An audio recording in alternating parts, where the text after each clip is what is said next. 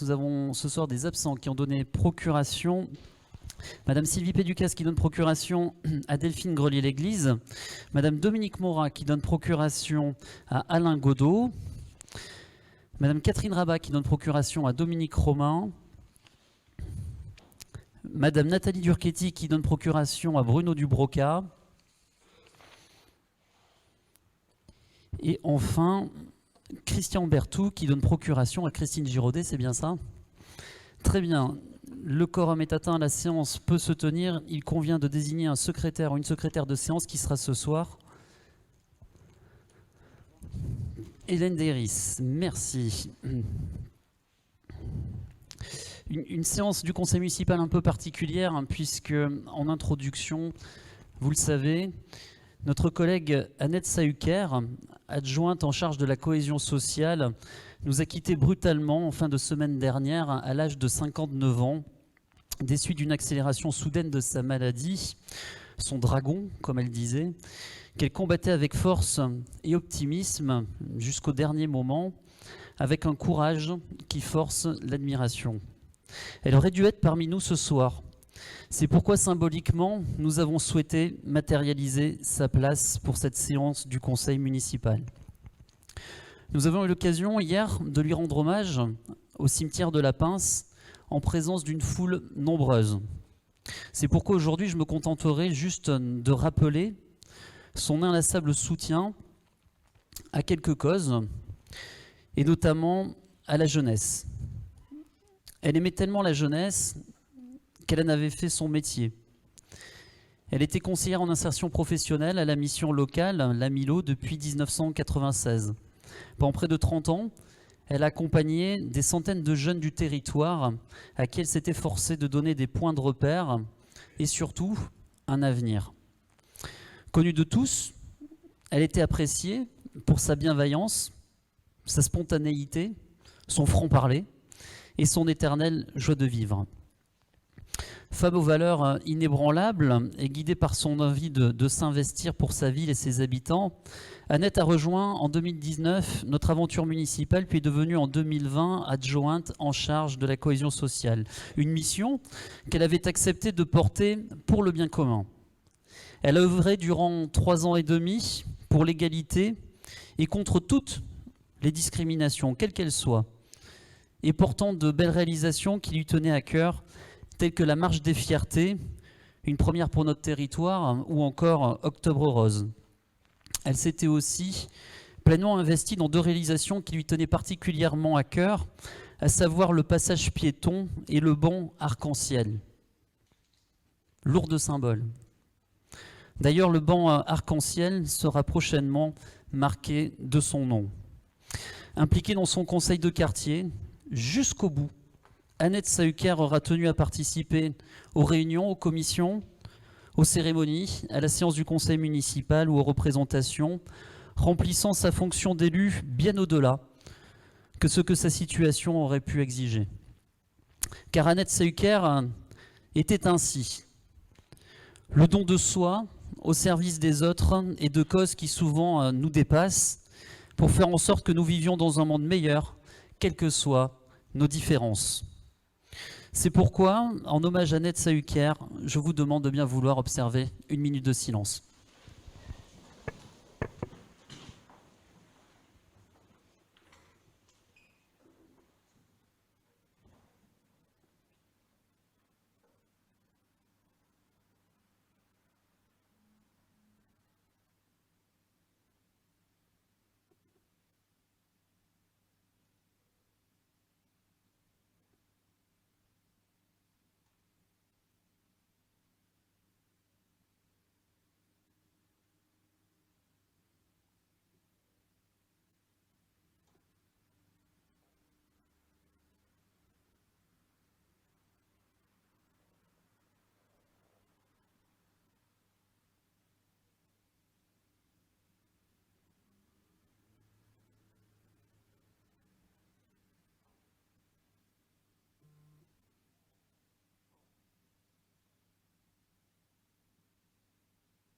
Merci à tous.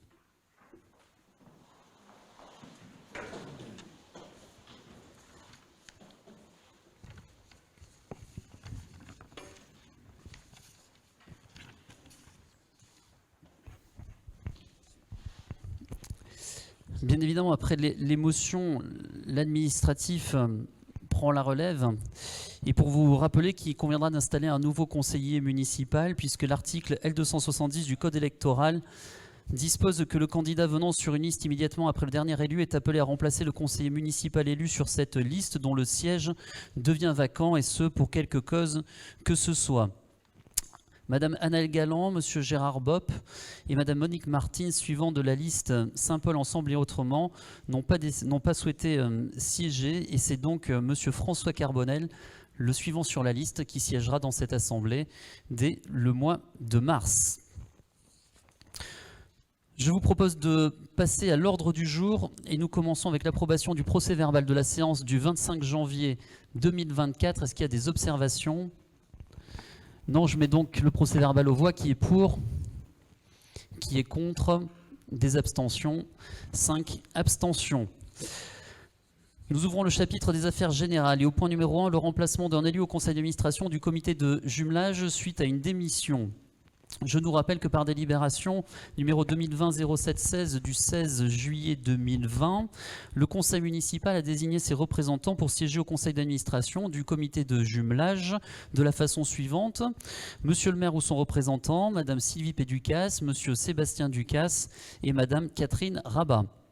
Suite à la demande de Madame Catherine Rabat de ne plus siéger au sein du conseil d'administration du comité de jumelage, il convient donc de la remplacer.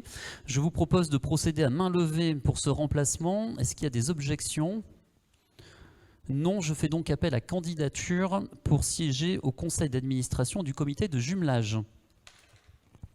Madame Martine Gaille, pas d'autres candidatures. Je mets donc la candidature de Martine Gaille aux voix. Qui est pour? Qui est contre? Pas d'abstention. Elle est donc adoptée à l'unanimité. Au point numéro 2, un point administratif. Félicitations à Martine Gaille. Au point numéro 2, un point administratif, puisqu'il s'agit d'un avis à formuler sur la demande d'affiliation du centre départemental d'action sociale des Landes au CDG 40. Et c'est Christine Beyris qui nous la présente. Bonsoir à tous. Donc, la municipalité a validé l'adhésion de la commune au village landais Alzheimer, et désigné ses représentants pour siéger au conseil d'administration du centre départemental d'action sociale des Landes, le CDAS. Le village landais d'Alzheimer demande l'affiliation volontaire du CDAS au centre de gestion de la fonction publique territoriale des Landes, le CDG 40. Conformément à la législation en vigueur, le centre de gestion accuse réception de la demande et en informe les collectivités et établissements publics affiliés au CDG 40 préalablement à l'acceptation de cette demande d'affiliation. Il nous est donc proposé d'émettre un avis favorable à la demande d'affiliation du centre départemental d'action sociale des Landes au centre de gestion de la fonction publique territoriale des Landes. Donc l'article 1 nous demande d'émettre un avis favorable à la demande d'affiliation. L'article 2 précise que la délibération sera transmise à Madame la Présidente du Centre de gestion de la fonction publique territoriale des Landes. Est-ce qu'il y a des observations? Non, je mets donc la délibération aux voix. Qui est pour? Qui est contre? Pas d'abstention, elle est adoptée à l'unanimité. Merci. Nous ouvrons le chapitre des affaires financières avec au point numéro 3 la fixation des taux d'imposition pour l'année 2024. Monsieur Jean Lavielle.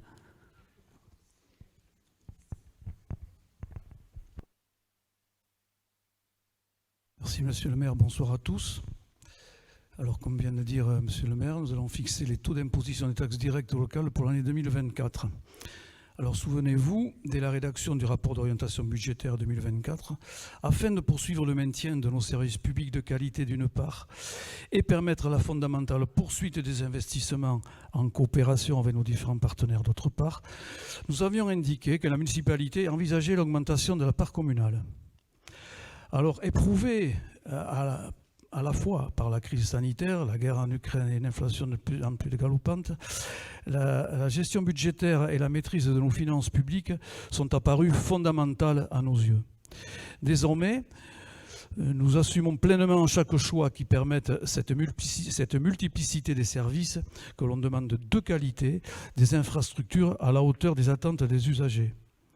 Pour ce faire, après avoir invité nos concitoyens saint-paulois dans nos groupes de travail, de multiples investissements ont été réalisés, d'autres sont désormais lancés. Je citerai quelques exemples. La rénovation du centre de loisirs, les changements des candélabres, la rénovation des bâtiments communaux comme Jacques Prévert, la halle du marché qui est en cours de construction, vous avez pu le voir, l'école Jules Barouillet, maternelle, cantine et locale des ATSEM, mais aussi cette année, le projet de reprise totale du site de Toumalin, un projet phare tant attendu, un projet qui vient confirmer notre soutien aussi bien à la vie sportive qu'associative, à la vie saint-pauloise plus largement. Alors la question est, quelle recette pour soutenir nos actions ?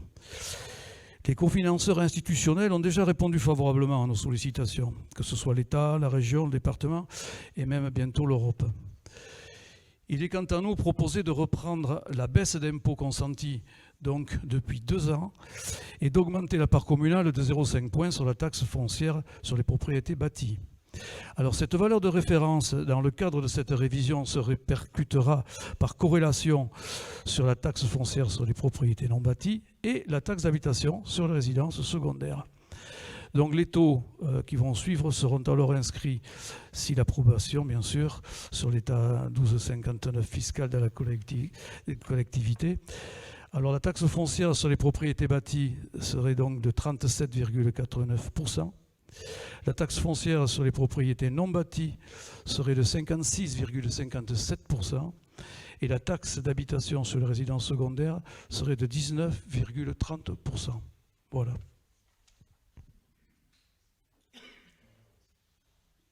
Est-ce qu'il y a des observations ? Dominique Romain. Bonjour mesdames, messieurs. Je ne veux pas rentrer du tout dans une polémique, c'est uniquement une observation. Cette décision, à nous fait état d'un certain manque d'anticipation et surtout de prospective financière. Vous avez rappelé effectivement qu'il y a 2 ans, vous avez baissé d'un point le taux communal de la taxe foncière. Maintenant, on l'augmente. Donc, ces actes-là nous paraissent quelque peu antinomiques sur le plan fiscal. Je m'explique. Vous avez baissé donc d'1 point en 2022, alors que nous étions en pleine période et connaissance d'une inflation qu'on a connue, qui a pénalisé le budget de la ville. Et maintenant qu'on rentre dans une période, disons, entre guillemets, plus de détente, de baisse des coûts, notamment énergétiques et au niveau alimentaire. Vous en avez pu faire écho, vous en avez fait écho lors de la dernière présentation du rapport d'orientation budgétaire. Et c'est à ce moment-là, à ce moment de détente, que vous prenez la décision de reprendre le point que vous avez donné aux Saint-Paulois et de le majorer d'un demi-point. Ceci entraîne de fait une augmentation de la taxe foncière de 4,10%. Et à cela, il faut rajouter également l'augmentation de la valeur locative, qui n'est pas de votre fait, je vous l'accorde, mais qui sera pénalisante également pour les Saint-Paulois, qui sera de l'ordre de 4,10% en 2024, après avoir connu une augmentation de 7,10% en 2023. Disons que ça fait beaucoup. On pense qu'on aurait pu, vu les finances de la ville, on aurait pu s'abstenir de cette reprise de points ou même s'abstenir de la majorer d'un demi-point. D'autant plus que la base globale de Saint-Paul n'est pas du tout pénalisante pour les finances de la ville, puisque et Dieu merci, notre cité, notre ville reste attractive. Voilà, c'est tout. Je ne veux absolument pas rentrer dans une polémique, c'est un petit commentaire sur cette prospective peut-être qui n'a pas été suffisamment étudiée en 2022. Merci. Bon, je vais vous répondre, Monsieur Romain. Alors, vous parlez de prospective financière. Justement, car nous avons pris les rênes de la commune, la prospective était quasiment impossible à faire tellement c'était le fouillis dans les finances de la commune. Je vous l'ai déjà dit. Et il y a eu un gros travail de fait. Nous avons monté des groupes de travail spécifiques à la mise en place de... ça ne vous plaît pas que je vous le répète, mais il a fallu donc remettre de l'ordre dans les finances pour justement voir un petit peu de quoi y retourner. On avait des dépenses qu'on n'arrivait pas à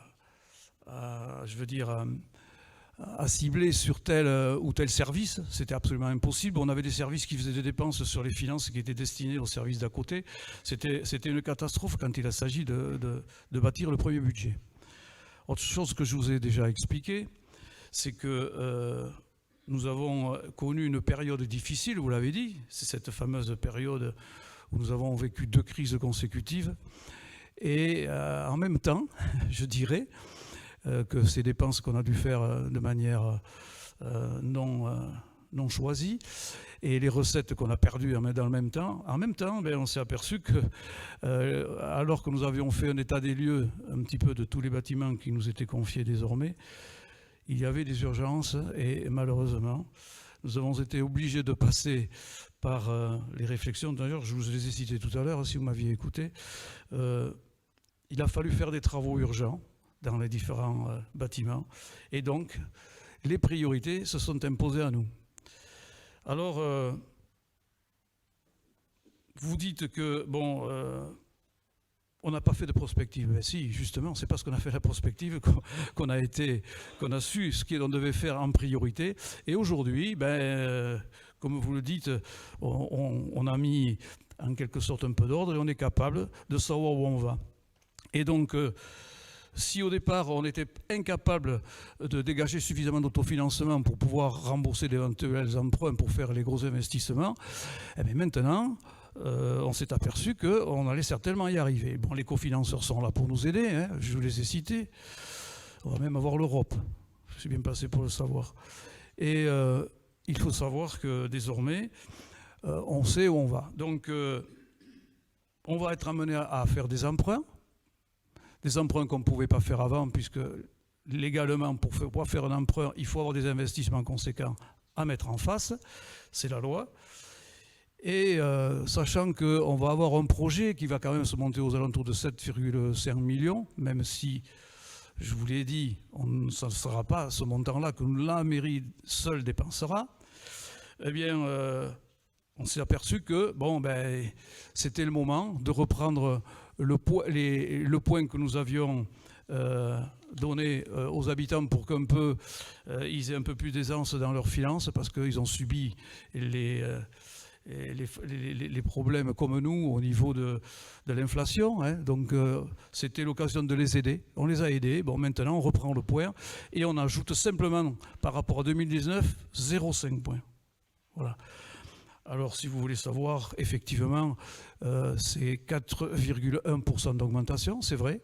Par contre, là où vous êtes un petit peu trompé, c'est sur l'augmentation des bases que décide l'État. Ce n'est pas 4, je ne sais pas combien vous avez dit, 4,1%, c'est 3,1%.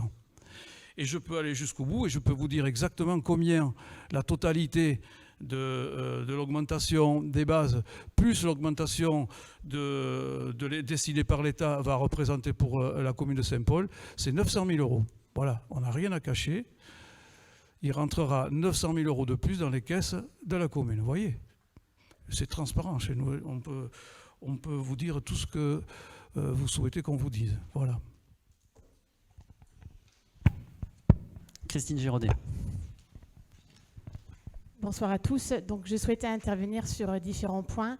La première, je ne peux pas vous laisser dire que lorsque vous avez récupéré les clés de la ville, les finances de la commune étaient sans dessus-dessous. Car je vous rappelle que quand vous êtes arrivé, vous nous avez même dit devant le conseil que les finances de la ville étaient saines. Et que grâce à ce côté sain des finances, vous avez quand même réussi à autofinancer certains projets au début de votre mandat. Deuxième chose, alors il est vrai que vous avez été affecté par tout le contexte économique et pandémique qui est arrivé lorsque vous êtes arrivé aux commandes de la ville. Par contre, d'ici à dire que vous avez récupéré une mairie avec des finances qui n'étaient pas à la hauteur de ce qu'on attendait, ça je ne peux pas vous le laisser dire. Alors, vous confondez avoir une cagnotte et avoir des finances saines. Ce n'est pas du tout la même chose. Quand vous dites que vous avez C'était vos laissé des propos. finances saines, C'était vos propos en début de mandat. je vous donnerai la parole, il n'y a pas de souci. Quand vous dites qu'il y avait des finances saines, je vous dis non, l'organisation à l'intérieur des finances, c'était une vraie pagaille. C'était une vraie pagaille. Il se passait pas, quand je suis arrivé, il ne se passait pas une commission sans qu'il y ait des DM. Systématiquement, chaque fois qu'on faisait une commission finance, c'était parce qu'il y avait des DM à réaliser. Ça veut dire que si tout avait été sain, si la gestion avait été saine, on n'aurait pas fait des DM comme on en faisait systématiquement tous les mois, au minimum tous les mois. À chaque conseil municipal, on votait des DM. Parce que c'était mal géré et qu'on avait beau absolument faire des enveloppes, on sortait toujours des enveloppes, les dépenses étaient... C'est pourtant la vérité. Après, vous dites qu'il y avait une cagnotte. Oui, mais avoir une cagnotte forte, ça ne veut pas dire que ce soit bien géré. Une cagnotte forte, ça signifie qu'on a trésorisé. Et cet argent, nous, on vous l'avait dit, d'ailleurs, pendant les 6 ans où nous étions dans l'opposition, que cet argent-là, il aurait été mieux placé s'il avait été investi pour les Saint-Paulois et pour les services qu'on rend aux Saint-Paulois, plutôt que de les trésoriser. Giraudet. Alors, Monsieur Lavielle, j'aimerais juste que vous nous expliquiez ce qu'est pour vous des finances saines. Si c'est simplement que la ville n'avait pas de problème au niveau financier, ou si c'est un problème d'organisation. Le problème d'organisation, c'est un état de point de vue, c'est suivant les personnes. Votre organisation n'est certainement pas la même que la mienne. Après, vous parlez de DM, mais c'était le jeu, c'est-à-dire que c'était le système qui voulait ça. Et c'est le système que vous avez changé en mettant en fait le budget en une fois à la fin de l'année. Donc c'était le jeu de toutes les communes, les DM. Renseignez-vous, vous verrez qu'il n'y avait aucun dysfonctionnement sur la commune de Saint-Paul. Dominique Romain. Bien entendu, je corrobore les propos de Christine et je suis, à la limite, je suis choqué par les propos de notre financier, soi-disant financier de la ville de Saint-Paul. Quand vous dites que c'était un fouillis en 2019, et que vous avez mis quelques années pour comprendre ce qui se passait, je pense, Monsieur Lavielle, que ça vous a donné le temps de vous imprégner de la comptabilité publique, parce que je pense que professionnellement, vous n'étiez pas dans cette comptabilité publique, et ce qui est normal. Donc, ce que vous appelez fouillis, c'est parce que peut-être vous avez eu du mal à le comprendre au départ. Ceci étant dit, vous dites que vous avez dû regarder de plus près les finances. Mais alors, si vous avez regardé de plus près et mis de l'ordre les finances, vous êtes arrivé en 2020, il y a quelque chose que je ne comprends pas, c'est pourquoi 2 ans après, vous avez baissé. Si c'était le fouillis, vous n'auriez pas baissé, ou alors c'était un acte politique, ce que je pense d'ailleurs que c'était un acte politique. Je ne voulais absolument pas ce soir rentrer dans des échanges vifs, c'est pas du tout le sujet. Mais Monsieur Lavielle, soyez humble un peu, reconnaissez ce qui est reconnu, ce que tout le monde connaît. On a laissé une cagnotte de 7 400 000 € début 2020, c'est à 6,2 millions actuellement, donc Saint-Paul n'est pas en crise. Bon, Monsieur le maire, de temps en temps, quand ça vous arrange, vous dites qu'on n'a pas d'argent. Voilà, il y a quand même encore de l'argent, il y en a 6,2 millions. Et parfois, devant cette instance ici, vous dites également que, en fait, vous n'avez pas dilapidé la cagnotte. Alors, c'est deux discours là aussi antinomiques. Soyez humble et n'allez pas toujours reporter la faute à la précédente mandature, voire aux 2 précédentes mandatures. Vous avez les commandes depuis 4 ans, pilotez, mais acceptez de temps à autre qu'on critique un peu ou qu'on mette en exergue certains éléments que nous, on pense contraires à notre volonté. On en a parlé. Vous avez fait des investissements que certainement nous n'aurions pas fait. Et toute cette politique aujourd'hui fiscale, pour nous, c'est le résultat, ni plus ni moins, de la forte augmentation de plus de 30% de la masse salariale. Point barre.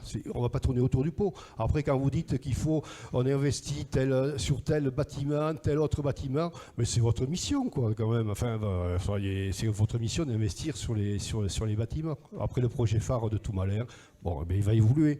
Voilà. Arrêtons de polémiquer, mais reconnaissez un peu. Ne restez pas trop souvent sur la défensive. Acceptez un peu la contradiction. Merci. Mais c'est avec plaisir que nous acceptons la contradiction, bien évidemment. Ça s'appelle la démocratie. Plusieurs éléments par rapport à ça. Enfin, moi, je confirme, c'est ce que disait Jean Lavielle, que les finances étaient saines lorsque nous sommes arrivés. Enfin, je veux dire, il n'y a pas d'empreinte toxique, il y avait du résultat. De ce point de vue-là, il n'y a pas de problème. Il a fallu réformer en profondeur quand même le fonctionnement de la gestion, notamment derrière. Non, justement, c'est pour ça que je précise. Pour davantage de transparence sur les lignes budgétaires, sur ce qu'on dépense, donner plus de lisibilité en fait au budget, faire en sorte que les services se saisissent eux-mêmes du budget et des finances, ce qui n'était absolument pas le cas avant que nous arrivions. L'une des différences majeures, je ne sais pas si ça vous plaira ou pas, mais c'est un fait, c'est que désormais ce sont les élus qui font le budget, avec les services financiers à nos côtés et les services qui y contribuent, par un double mécanisme ascendant-descendant. Ça a complètement changé. On a changé effectivement le calendrier budgétaire, ce qui apporte un mode de fonctionnement différent aussi. Vous saviez, c'est un de nos points de différence forte, c'est qu'auparavant, il y avait énormément de provisions qui étaient faites, constituées. On l'a tous vu dans les budgets, des résultats qui étaient gonflés par rapport à la prévision du budget primitif, et surtout la mobilisation en fait, de l'argent en cagnotte. C'est-à-dire que nous, effectivement, c'est presque un exploit d'avoir 6,2 millions alors qu'on a payé une école sur les fonds propres, qu'on change les candélabres tous les années à coût de 250 000 euros, qu'on produit toute une série d'investissements comme ça, et finalement, il y a toujours de l'argent. Donc ça veut dire qu'on est dans une dynamique, là aussi, relativement saine, et en plus, on investit. Ça, c'est un point de différence. Mobiliser cette cagnotte pour pouvoir conduire de l'investissement à côté. Un mot sur la prospective.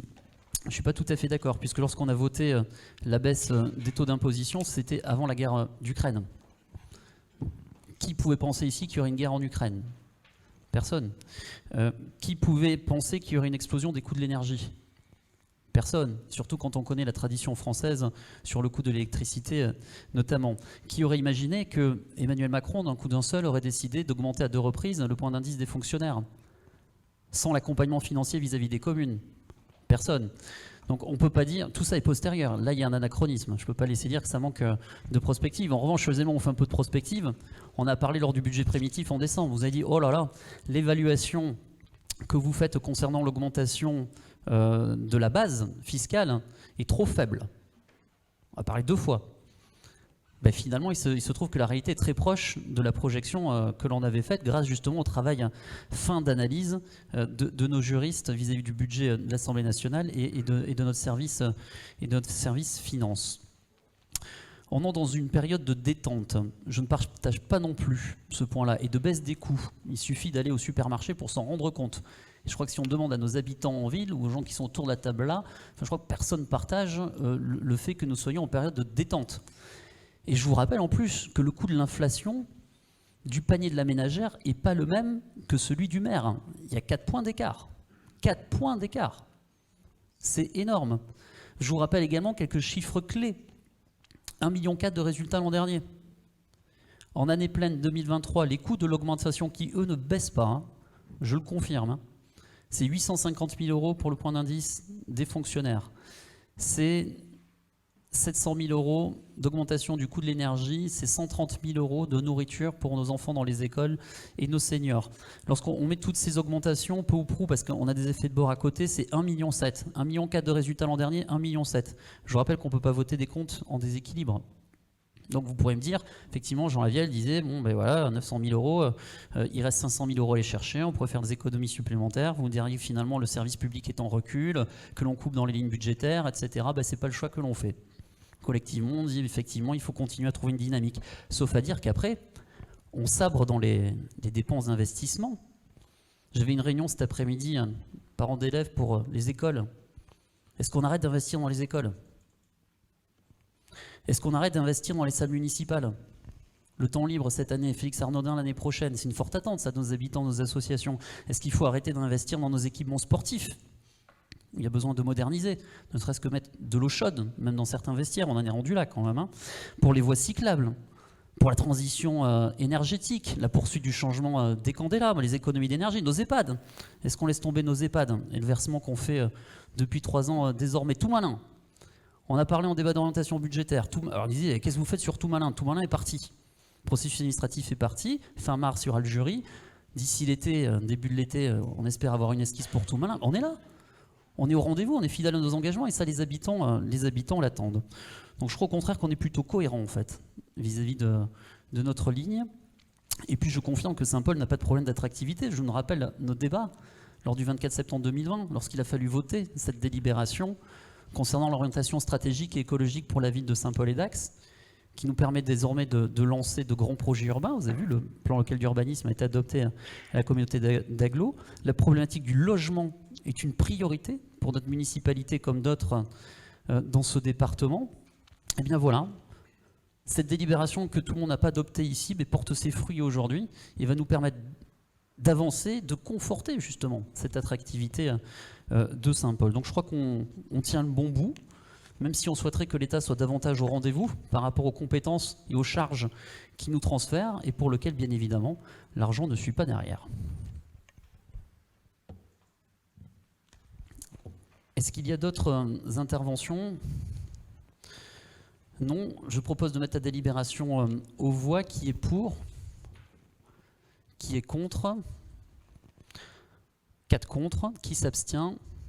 5 abstentions. La délibération est donc adoptée. Au point numéro 4, Au point numéro 4, nous continuons avec une délibération traditionnelle qui est l'attribution des subventions aux associations pour l'année 2024, excepté celle que l'on a déjà votée en décembre et au mois de janvier. Donc vous savez, hein, la loi est de plus en plus exigeante, notamment dans sa mise en œuvre, sa mise en application vis-à-vis des conflits d'intérêts. Donc on va vous proposer un mode de fonctionnement un petit peu spécial ce soir. Et pour piloter cette délibération, je propose de céder la présidence de la séance sur cette délibération numéro 4 à Madame Hélène Deiris. Merci Monsieur le maire. Bonsoir Messieurs, dames.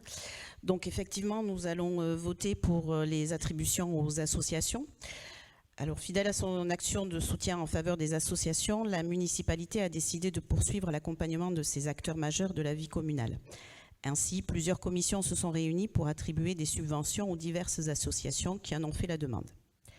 Lors du vote du budget primitif 2024, les élus ont validé le montant total des subventions à hauteur de 280 000 €. Alors effectivement, comme Monsieur le maire le rappelait, nous avons déjà versé 4 subventions, celle du Festival du Cirque, qui se tiendra très prochainement, celle au Festival du Musique du Monde, ainsi que pour 2 associations sportives, le rugby et le foot. Il nous reste donc à voir toutes les autres associations aujourd'hui. Alors, effectivement, en vertu de l'article L 2131-11 du Code général des collectivités territoriales, les conseillers municipaux ayant un lien direct ou indirect avec une association sont considérés comme intéressés à l'affaire et ne doivent donc pas prendre part au vote pour l'attribution d'une subvention à cette association. Donc on va vous proposer de voter les subventions collège par collège, puisque nous avons défini avec le CLVA des différents collèges. Nous avons une dizaine de collèges, ce qui nous permettra de ne pas avoir de soucis de quorum notamment et d'être bien en règle avec la loi. Donc je commencerai par nommer les personnes qui ne peuvent pas participer au vote selon les collèges. Comme ça, on sera bien au clair de qui vote et qui ne vote pas. Donc nous allons commencer par le collège des anciens combattants de mémoire. C'est Madame Péducasse, donc sa procuration tombe d'office, qui ne participe pas au vote. Je ne sais pas si vous avez des questions par rapport à ces associations qui font partie du collège. Pas de questions, pas de remarques. Donc nous pouvons procéder au vote. Qui est pour ? Qui est contre? Donc c'est adopté à l'unanimité. Nous allons continuer avec le collège 2 qui relève des cultures et patrimoines. Cette fois-ci, c'est Monsieur le maire, Madame Péducasse, Monsieur Sébastien Ducasse, Madame Catherine Beaulieu et Madame Catherine Favard qui ne prennent pas part au vote. Y a-t-il des questions particulières sur ce collège-là ? Donc, on peut procéder au vote. Qui est pour? Qui est contre? Qui s'abstient? Donc, adopté à l'unanimité. Le collège suivant, loisirs, activités créatives, pardon. Alors, il n'y a qu'une seule association, donc personne, tout le monde prend part au vote. Pas de questions. Donc, qui est pour? Qui est contre? Pas d'abstention. Donc, adopté à l'unanimité là aussi. Poursuivre, le collège amical et retraités. Donc, ne prennent pas part au vote Madame Serré et Monsieur Godot. Monsieur Berthoud, donc sa procuration tombe d'office, et Madame Dominique Morin. Mais bon, comme Monsieur Godot ne participe pas, ça, pas de problème. Y a-t-il des remarques? Pas de questions. Donc, qui est pour? Qui est contre? Pas d'abstention. Donc, adopté à l'unanimité. On continue avec le festival et fêtes. Donc là, c'est messieurs Lheureux, Vigne et monsieur le maire qui ne prennent pas part au vote. Des questions? Toujours pas. Très bien. Qui est pour? Qui est contre? Pas d'abstention. Donc adopté là aussi à l'unanimité. Nous continuons avec le collège chasse, pêche, agriculture et environnement. Alors là, on est un petit peu plus nombreux à ne pas participer. Monsieur Lavielle, Monsieur Humeau, Monsieur Maillefer, Monsieur Godot, Mesdames Beaulieu, Serré, Gaille, Morat. Voilà. Donc, des questions? Toujours pas. Donc, qui est pour? Qui est contre? Pas d'abstention. Adopté à l'unanimité. On continue avec le collège enfance et parentalité. Donc là, nous avons deux non-participants qui sont Madame Bru et Madame Beiris. Ah, pardon, j'en ai oublié un. Ah oui, pardon, excusez-moi. Le collège défense des droits. Donc là, tout le monde participe. Des questions? Toujours pas. Bon, qui est pour? Qui est contre? Pas d'abstention non plus. Donc adopté à l'unanimité. Donc enfance et parentalité. Donc là c'est Madame Bru et Madame Beiris, pardon, qui ne participent pas. Toujours pas de questions. Donc qui est pour? Qui est contre? Donc pas d'abstention. Adopté à l'unanimité. Le collège Solidarité Santé Sociale ne participe pas. Alors attendez, il faut que je retrouve. Juste Madame Beaulieu. Pas de questions non plus. Donc, qui est pour? Qui est contre? Pas d'abstention. Adopté à l'unanimité. Et enfin, pour finir, nous avons le collège des sports. Donc là, ne participe pas Madame Grelier-L'Église et Madame Péducasse. Des questions? Qui est pour? Qui est contre? Pas d'abstention. Donc adopté à l'unanimité là aussi.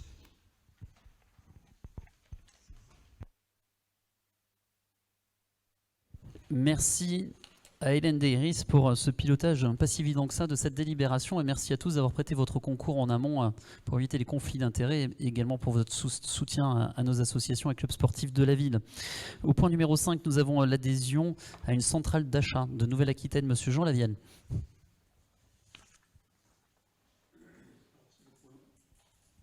C'est le point numéro 5, adhésion à l'AMPA, centrale d'achat de Nouvelle-Aquitaine. L'AMPA développe la coopération entre les acheteurs publics qui ont choisi de s'inscrire dans une démarche de mutualisation de moyens et de performance économique. Pour simplifier l'achat public, elle met à leur disposition une plateforme de dématérialisation des marchés publics, qui s'appelle DEMAT, ainsi qu'une centrale d'achat public Capaki, qui permet l'acquisition de produits de papeterie, de produits d'hygiène et d'entretien, d'équipements de travail, de matériel de sport, d'équipements extérieurs, de matériel de reprographie et de mobilier. Il est donc proposé au conseil municipal d'approuver cette adhésion de la commune à l'AMPA, permettant de participer à la vie associative de l'association et d'accéder à la centrale d'achat public Capaki pour un montant de la cotisation annuelle s'élevant à 50 €.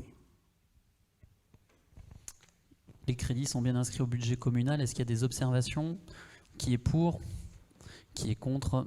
Pas d'abstention, elle est adoptée à l'unanimité. Au point numéro 6, notre adhésion à l'association des petites villes de France, dite l'APVF.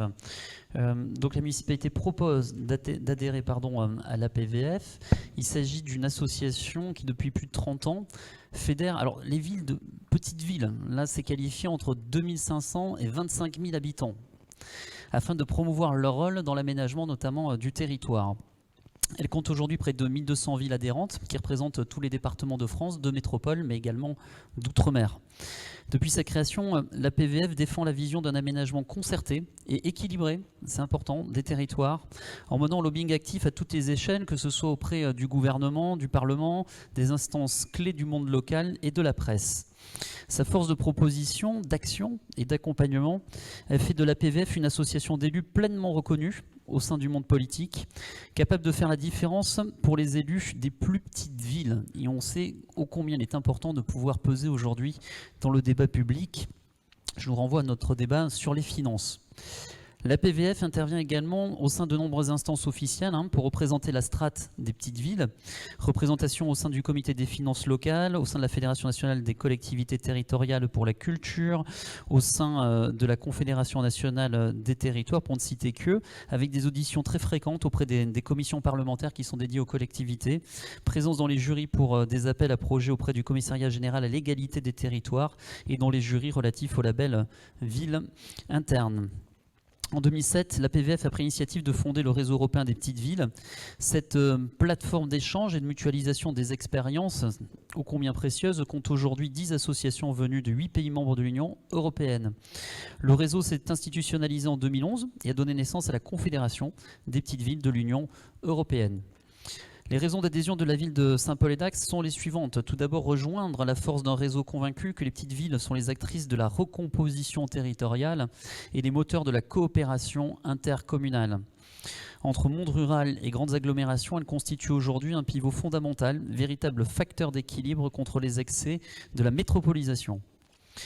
Ensuite, faire entendre les revendications de la ville et peser dans les décisions en tenant un discours constructif avec les institutions défendant la vision d'un aménagement concerté et équilibré de nos territoires. Être force de proposition, d'action et d'accompagnement auprès de tous les lieux décisionnels et bénéficier d'une offre de formation utile aux besoins des petites villes. Faciliter la circulation dynamique de l'information stratégique et agir au quotidien pour les municipalités et bénéficier de journées d'études organisées en fonction des évolutions législatives, et nous savons combien elles sont nombreuses. Il est donc proposé ce soir à notre conseil municipal d'approuver l'adhésion de la ville de Saint-Paul-et-Dax à l'association des petites villes de France pour un montant annuel de cotisation de 1 625,58 € qui est inscrit au budget communal. Est-ce qu'il y a des observations? Non, je mets donc la délibération aux voix. Qui est pour? Qui est contre? Pas d'abstention, elle est adoptée à l'unanimité. Au point numéro 7, une conclusion de convention avec la CHGD concernant la balayeuse. C'est Frédéric Durand qui nous la présente. Merci, monsieur le maire. Donc, conclusion d'une convention avec la CHGD, programme 2024, convention prestation nettoyage et balayage sur domaine non transféré. La municipalité doit effectuer le nettoyage des voies communales non transférées à la CHGD, des abords internes des bâtiments communaux, des parkings, des places, des chemins ruraux, des voies départementales en agglomération. Dans cette optique, la municipalité a renforcé son parc matériel avec l'acquisition d'une balayeuse en 2022. Cette balayeuse permet à la commune de s'occuper de tout le domaine privé de la commune, cours d'école, places, parkings, abords des bâtiments communaux et autres. Cela permet de réduire la facture des prestations au niveau de la CHGD sur une année d'environ 50 000 €. Cependant, vu le matériel acheté et à effectif constant, la collectivité n'est pas en capacité de pouvoir agir sur certaines voies non transférées à la CHGD, les voiries départementales d'agglomération et les voiries privées. Pour ce faire, la commune fait appel à une prestation assurée par la communauté d'agglomération du Grand Dax et qui nécessite la mise à disposition d'agents et de la balayeuse aspiratrice du service voirie communautaire sur le domaine non transféré de la commune. Les tarifs concernant la mise à disposition de la balayeuse et des agents ont été revus à la hausse de 4%, donc pour 2024. La balayeuse sans le conducteur, 63 € TTC de l'heure, et l'agent, 26 € TTC de l'heure. Le coût des prestations pour la période complète de l'année 2024 serait de 31 416,08 €. Il est proposé donc au conseil municipal de conclure une convention ponctuelle de prestation de services de la communauté d'agglomération du Grand Dax, hors compétence voirie d'intérêt communautaire, pour le compte de la commune de Saint-Paul-et-Dax. Prestation de nettoyage et balayage pour l'année 2024 et d'autoriser Monsieur le maire à signer la convention et tous les documents s'y rapportant. Vous avez en annexe le sous-détail des voiries, le sous-détail du 31 416 € et tous les documents administratifs nécessaires à l'établissement de cette convention. Voilà. Y a-t-il des observations particulières, des compléments Pas de questions, je mets la délibération en voix. Qui est pour? Qui est contre? Pas d'abstention, adopté à l'unanimité. Nous passons au point numéro 8 concernant le SIDEC et le remplacement des lanternes bulles. C'est une délibération qui devient traditionnelle. C'est M. Jacques Maillefer qui va nous la présenter.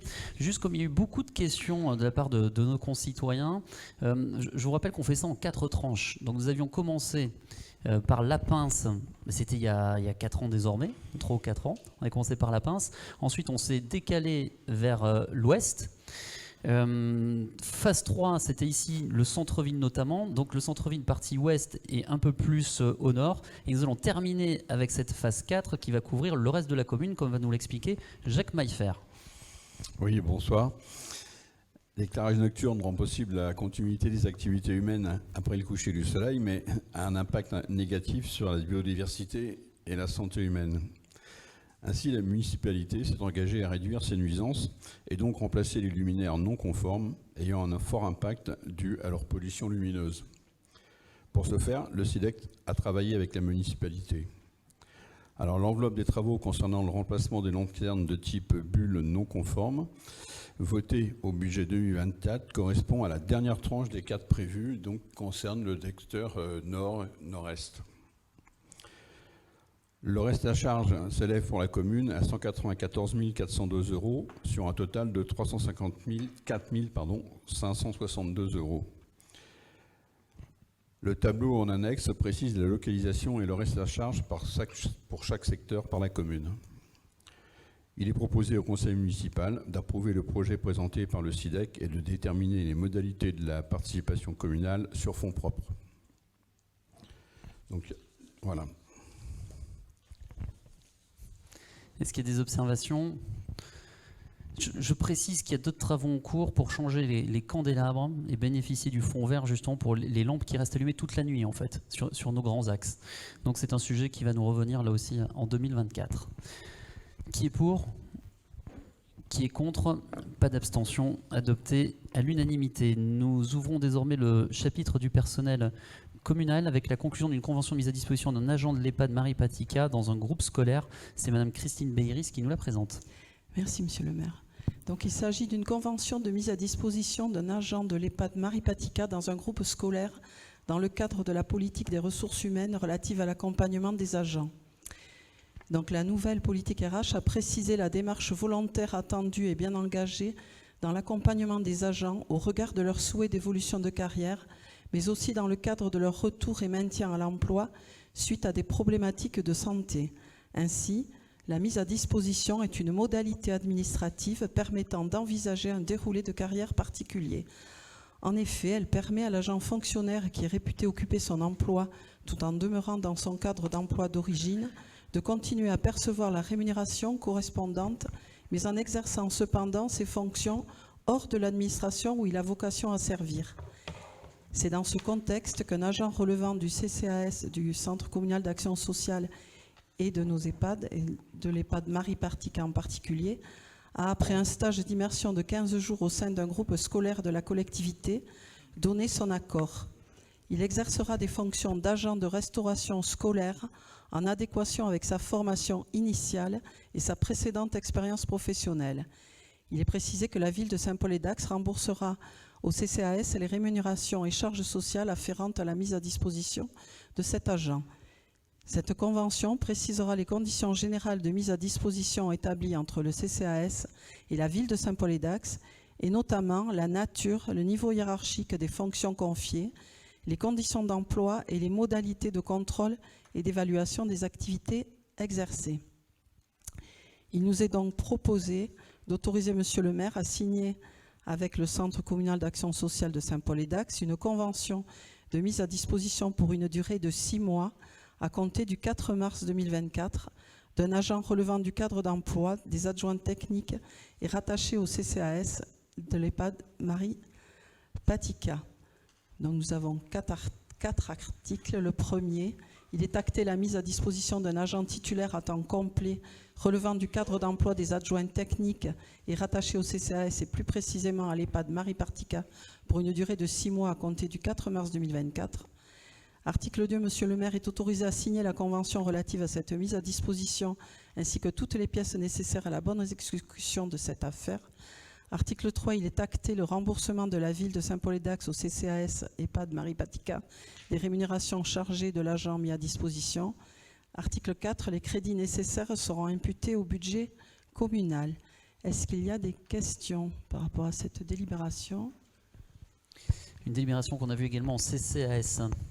Merci à Christine Beyeris qui est pour, qui est contre, pas d'abstention, elle est donc adoptée à l'unanimité. Nous ouvrons le chapitre des affaires foncières.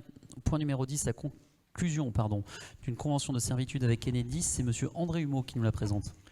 Merci, bonjour à tous, bonsoir à tous.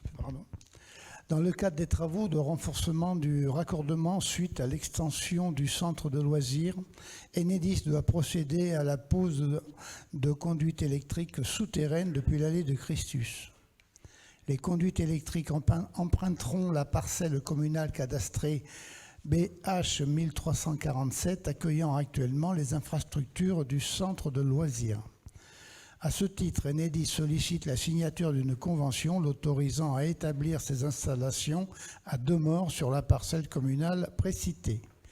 Il est donc proposé au conseil municipal d'autoriser Monsieur le maire à conclure une convention de servitude avec Enedis et à signer la dite convention, ainsi que toutes les pièces s'y rattachant.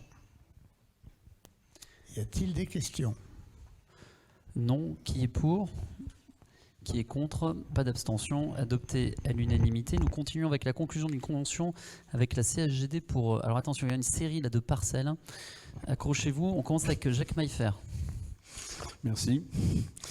Et il s'agit de la conclusion d'une convention avec la CHGD pour la mise à disposition des parcelles AD52, AD53 et AD54. Alors, dans le cadre du confortement du système d'endiguement de Dax et Saint-Paul-et-Dax, le programme de travaux défini nécessite l'élaboration d'un dossier de demande de dérogation des espèces protégées et la mise en place de mesures compensatoires.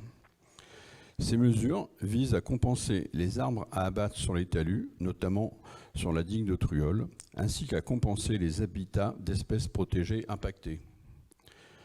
Alors, les compensations devant être réalisées au plus près des impacts, des parcelles ont été prospectées sur la commune de Saint-Paul-les-Dax, sur lesquelles l'agglomération du Grand Dax pourrait mettre en place ces mesures grâce à un plan de gestion sur 50 ou 20 ans suivant les espèces.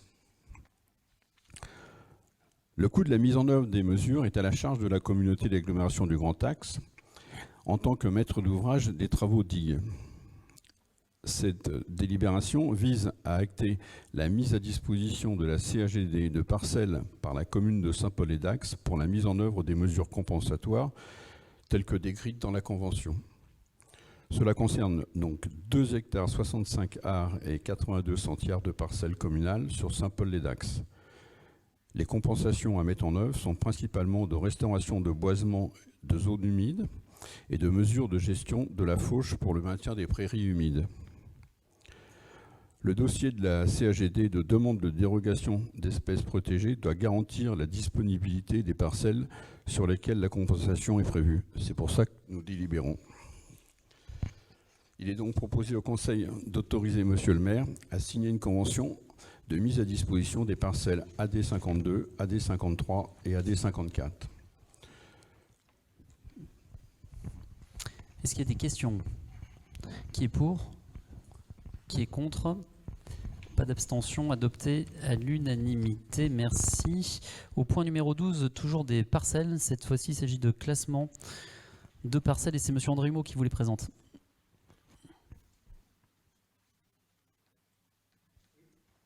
Il s'agit de reclassement ou de déclassement de parcelles. Le classement et le déclassement des voies communales sont prononcés par le conseil municipal. Dans le classement, comme le classement n'a pas pour conséquence de porter atteinte aux fonctions de desserte ou de circulation assurées par les voies, les délibérations concernant le classement ou le déclassement dans le domaine public sont dispensées d'enquête d'utilité publique. Les parcelles cadastrées listées ci-dessous appartiennent au domaine privé communal alors qu'elles sont ouvertes à la circulation publique. Il convient donc de régulariser ces situations en les intégrant dans le domaine public. Les parcelles concernées sont listées ci-dessous. Alors je ne vais pas aller jusque dans le détail du numéro de parcelle. Il y a la rue des Fauvettes, l'intersection de la rue du 22 août 1944 avec la rue des Cibles et la rue de l'Abattoir. Une fois ces intégrations remises, il conviendra de mettre à jour le tableau de classement de la voirie communale. Celui-ci sera également soumis aux approbations au conseil municipal. Il est proposé au conseil municipal d'intégrer les parcelles ci-dessus dans le domaine public communal. Y a-t-il des questions? Non, qui est pour? Qui est contre? Pas d'abstention, adopté à l'unanimité. Au point numéro 13, l'acquisition de parcelles. Monsieur Frédéric Durand. Oui, et bonsoir à toutes et à tous. Je ne vous l'ai peut-être pas dit tout à l'heure, mais bon, c'est involontaire. Hein. Alors, acquisition des parcelles cadastrées, section BH 1690 et BH 1689. Le PLUI prévoit un emplacement réservé V16 pour la création d'une voie publique entre la rue René Loustalot et le centre de rééducation Napoléon, dans la continuité de la rue du Pont-Volant. Le permis numéro 0402 790 5X 1118 accordé pour la construction de la résidence Les Jardins du Pont-Volant prévoyait une cession gratuite à la commune de ce terrain représentant le chemin piétonnier. Les propriétaires de l'immeuble ont décidé de se mettre en conformité avec l'arrêté de permis de construire et ont émis un avis favorable à cette vente lors de leur dernière assemblée générale en date du 19 décembre 2023. Le document d'arpentage établi par le géomètre fait apparaître une surface à céder de 92 m², identifiée par les parcelles BH 1690 d'une contenance de 83 centiares et BH numéro 1689 d'une contenance de 9 centiares. Il est donc proposé au conseil municipal d'acquérir les parcelles section BH 1690 et BH 1689 à l'euro symbolique. Vous avez là annexé un extrait du plan cadastral pour vous situer. Pas de questions. Des questions supplémentaires? A priori non. Qui est pour? Qui est contre? Pas d'abstention, adopté à l'unanimité. Au point numéro 14, l'acquisition d'une autre parcelle, toujours Frédéric Durand. C'est la suivante. Au bilan, Frédéric Durand Alors, nous a fait acquisition dépenser d'une 2 parcelle, euros voilà, ce soir. cadastrée, section BI numéro 2137. La propriété située à l'angle de la rue du Béliot et du chemin du Pont-Volant a été divisée depuis quelques années et le propriétaire de l'époque a conservé un morceau de terrain qui représentait un emplacement réservé porté au PLUI précédemment. Cette surface constitue le trottoir le long de la voie du chemin du Pont-Volant. Nous avons sollicité M. Ontared, représentant la SCI MP IMO, et qui possède la parcelle cadastrée section BI numéro 2137 d'une superficie de 143 m², pour une cession à la commune à l'euro symbolique. Il est encore proposé donc au conseil municipal d'acquérir la parcelle cadastrée section BI numéro 2137 à l'euro symbolique. Et y a-t-il des observations ou des questions concernant cette acquisition de parcelles. Non, qui est pour, qui est contre, pas d'abstention adoptée à l'unanimité. Au point numéro 15, est-ce que la délégation de pouvoir appelle des observations, des questions ? Non, nous avons donc terminé avec l'ordre du jour. Nous avons reçu une question orale qui concerne la piscine municipale du groupe L'Avenir Ensemble, qui pose la question. Bruno Dubroca. Oui, bonsoir à toutes et à tous. Oui, nous avons de nouveau été sollicités par l'association Les Baigneurs de Saint-Paul, car ils s'interrogent et s'inquiètent sur le devenir de la piscine municipale, et cette question rejoint celle que nous avions déjà posée au mois de juin 2023. Alors visiblement, peut-être vous envisagiez une nouvelle organisation à partir de la rentrée ou un peu plus tard. Alors, sûrement que cette organisation ne les satisfait pas. Puis je vous rappelle quand même que les horaires d'ouverture ont diminué de moitié depuis 2022. Et donc cette association aimerait savoir si vous comptez revenir à une ouverture conforme, enfin, comme elle était auparavant. Et notamment, apparemment, vous avez dû les recevoir ce jour. Je ne sais pas la teneur de vos réponses ou votre réponse. Si vous pouvez nous éclairer sur ce sujet. Merci. Avec plaisir. C'est effectivement un processus étonnant, puisque vous avez demandé un rendez-vous, on les recevait aujourd'hui, et puis ensuite, a priori, vous envoyez une question pour la poser. Donc j'aurais dit que je répondrais à leurs questions du coup en séance, même si on a eu l'occasion d'échanger à nouveau, puisqu'on a déjà échangé en 2022, avant l'été. Puis après en août 2022, en juin 2023, 2 fois, en septembre 2023, en décembre 2023, en février 2024. Et puis je vous passe le nombre d'échanges que l'on a également par écrit et autres avec ce collectif. Hein. Ce n'est pas une association, c'est un collectif, il l'a encore précisé tout à l'heure. Qu'est-ce que vous en pensez, vous, de l'avenir de la piscine ? Alors, franchement, c'est vous quand même qui êtes... c'est souvent que vous revenez... Qu'est-ce que vous pensez de telle chose? Qu'est-ce que vous auriez fait? C'est pas à nous de vous dire ça. Nous, la piscine, effectivement, ça a un coût. Mais franchement, il y a quand même une population assez nombreuse sur Saint-Paul pour bénéficier de cet équipement.